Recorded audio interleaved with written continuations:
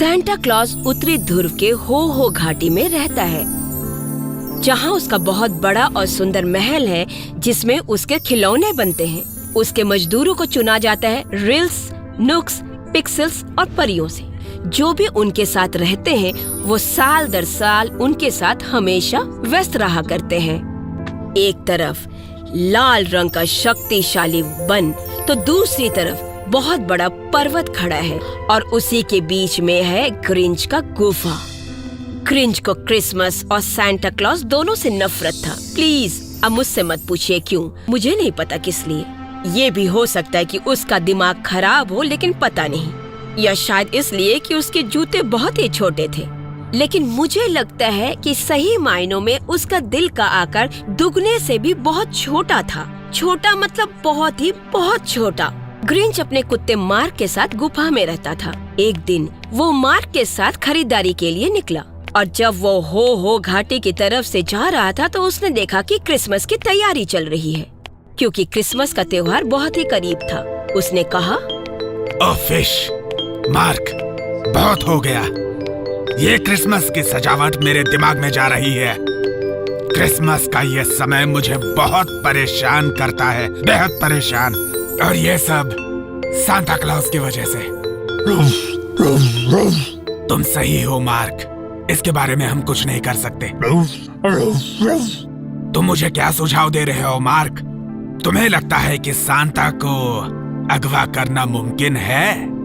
ठीक है, तुम सही हो। कम से कम हमें कोशिश तो करनी चाहिए।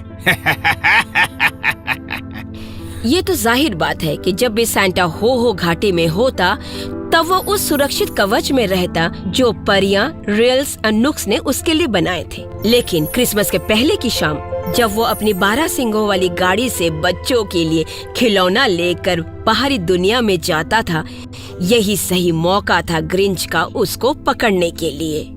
इसलिए ग्रिंच ने अपनी योजना बनाई और क्रिसमस से पहले की शाम का इंतजार करने लगा। अगले दिन क्रिसमस के पहले की शाम को ग्रिंच अपनी योजनाओं के साथ वहाँ चला गया। मुझे पता है कि क्या करना है। ग्रिंच ठहाके लगाकर हंसने लगा। आसमान में सफेद चांद चमक रहा था और जमीन पर बर्फ जगमगा रही थी।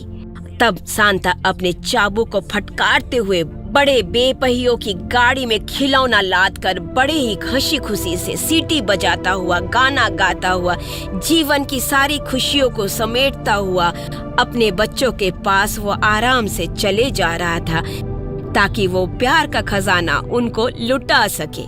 यही खुशियाँ तो वो चाहता है, क्योंकि साल में एक बार वो निकलता है, क्योंकि जब वो दुनिया में अपने खिलौनों को बच्चों और लोगों के बीच में बांट सके। 12 सिंगे को मालूम था कि उनसे क्या उम्मीद की जाती, इसलिए वो तेजी से दौड़ने लगा। ऐसा लगता है मानो उनके पैर जमीन को छू ही नहीं रहे। इतने में चांद के उजाले में से एक रस्सी फेंकी गई और एक बड़ा सा फंदा सांता क्लॉज के हाथों और बदन पर आकर गिरा और वो तुरंत कस लिया गया। अब ये क्या था?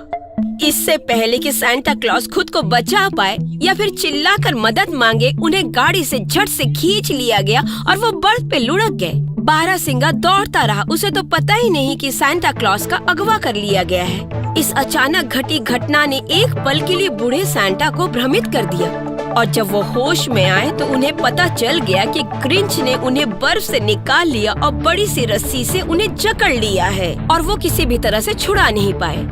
अगवा किए सांता को ग्रिंच अपने गुफा में लेकर गया। फिर उन्हें जंजीरों में जकड़कर पत्थरों से बांध दिया गया। ग्रिंच ने हंसते हुए अपने हाथों को बहुत रगड़ा। अब बच्चे क्या करेंगे? मुझे पता है, जब क्रिसमस की सुबह जब उन्हें खिलौने नहीं मिलेंगे तब वो रोएंगे, चिल्लाएंगे और पैर पटकते रह जाएंगे। आखिरकार मैंने क्रिसमस को रोक दिया। लेकिन क्रिसमस के शाम से पहले सांता अपने बिना पहियों की गाड़ी में अपने 4 दोस्तों को साथ ले लिया था। Newta the Rills, Peter the Looks, Kreta the Pixie और विक्स नाम की छोटी सी प्यारी सी परी। ये उनके 4 खास पसंदीदा थे। ये छोटे अमर जीव बच्चों को उपहार बांटने में उनके साथ काफी मददगार साबित होते थे। लेकिन जब उनके मालिक को अचानक बेपहियों गाड़ी से खींच लिया गया, तब वो आराम से गाड़ी के नीचे की सीट पर बैठे हुए थे। उन्हें तो इस बात का पता ही नहीं। सांता के अगवा के बारे में इन लोगों को कुछ भी नहीं पता था। आराम से गाना गाते हुए वो लोग जा रहे थे, जब उन्हें लगा कि उनके मालिक की आवाज नहीं आ रही है। खासकर मालिक बीच बीच में सीटी बजाया करते थे। तब उनको ऐसा एहसास हुआ कि कुछ न कुछ गड़बड़ तो जरूर है। और तब छोटे विक्स ने सीट के नीचे से अपना सर बाहर निकाला और पाया कि सांता वहाँ नहीं है और बिना पहियों की गाड़ी चलाने वाला कोई नहीं है। वो चिल्लाई और बारहसिंगा जागरूक होकर रुक गया। पीटर, न्यूटर और किल्टर सभी सीट पर कूद गए और बेपहिए गाड़ी द्वारा बनाए गए निशानों को पीछा करते हुए वापस गए। लेकिन सांता को वो तो मीलों पीछे छोड़ आए थे। हम क्या करेंगे? विक्स ने परेशान होकर कहा। इस बड़ी मुसीबत की वजह से उसके चेहरे से सारी खुशियाँ गायब हो गई थी। शरारत तो थी ही नहीं। हमें वापस जाकर मालिक को ढूंढना चाहिए। नहीं, अगर हम वापस गए और सुबह होने से पहले बच्चों को खिलौने देने के लिए हमें देर हो गई, तो सांता बहुत दुखी हो जाएंगे। मुझे यकीन है कि किसी बुरे प्राणी ने उन्हें पकड़ लिया होगा और उसकी योजना होगी क्रिसमस को नष्ट करने की। इसलिए हमारा पहला लक्ष्य खिलौनों को वितरित करना है और उसके बाद हम सांता की खोज करेंगे। ये एक अच्छी और समझदार योजना थी। इसलिए पीटर नुक्स बारहसिंगे और वफादार जानवरों को आदेश देता है और वो लोग फिर नाचते गाते हुए पहाड़ियों और घाटियों के से होते हुए मैदान के रास्ते क्रिसमस की सुबह पहुंच जाते हैं, जब बच्चे सो रहे थे और उपहारों का सपना देख रहे थे। और वो पहुंच गए उपहार लेकर। लेकिन उन छोटे अमर जीवों ने अपना कार्य पूरा किया। हालांकि उन्होंने अपने सफर में कई बार सांता की सहायता की थी। उनके दोस्त हमेशा उन्हें सलाह देते और तैयार भी रहते थे। लेकिन इस बार उन्हें ये काम अपने दम पर करना था और बच्चों को खिलौना भी उनको ही बांटना था, जैसे सांता बांटा करते थे। और इस नए कार्य के दौरान उन लोगों ने कुछ गलतियां कर ली। सारे खिलौने वितरित करके जब उन्होंने अपना काम खत्म किया तो सूर्य उग रहा था और उस वक्त वो लोग हो घाटी में लौट कर आ गए। अब वो लोग इस सोच में लग गए कि वो अपने मालिक को कैसे छुड़ाएंगे। सबसे पहले उन लोगों ने ये तय किया कि वो ये पता करेंगे कि सांता के साथ हुआ क्या और ये पता करे कि वो इस वक्त कहाँ है। अचानक बर्फ के ढेर के ऊपर उन लोगों ने देखा कि सांता उन्हें देख रहा है और धीरे धीरे करीब भी आ रहा है। जल्दी वो लोग सांता के पास गए और उनसे पूछने लगे कि क्या हुआ।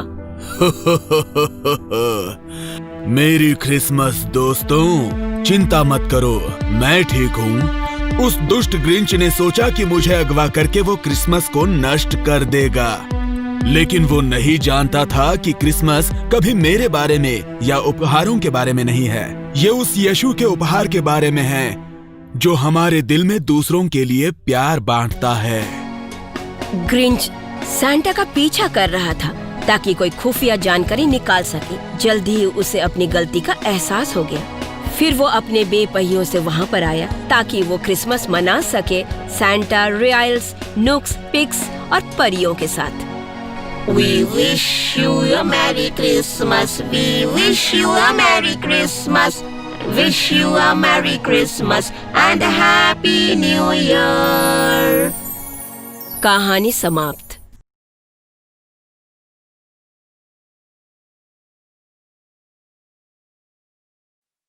If you enjoyed this story, please like and subscribe our channel and press the bell icon to get future updates. And don't forget to comment.